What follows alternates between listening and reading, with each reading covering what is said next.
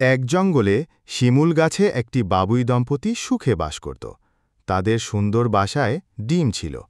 গাছের কোটরে থাকত এক বিষাক্ত সাপ। সাপটি ডিমগুলো খাওয়ার সুযোগ খুঁজছিল। বাবুই দম্পতি খাবারের খোঁজে গেলে সাপটি তাদের বাসা নষ্ট করে ডিমগুলো খেয়ে ফেলে।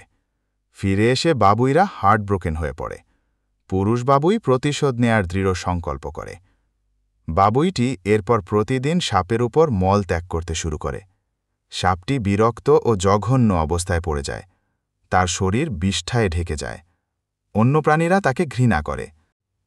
অবশেষে সাপটি একটি পুকুরে গিয়ে নিজেকে পরিষ্কার করে। জল থেকে উঠে আসার পর তার গভীর অনুশোচনা হয়। সে বাবুই পাখির কাছে এসে তার কাজের জন্য ক্ষমা চায়। বাবুই সাপটির আন্তরিকতা দেখে তাকে ক্ষমা করে দেয়। এরপর বাবুই দম্পতি নতুন বাসা তৈরি করে। সাপটি এখন তাদের বন্ধু ও রক্ষক।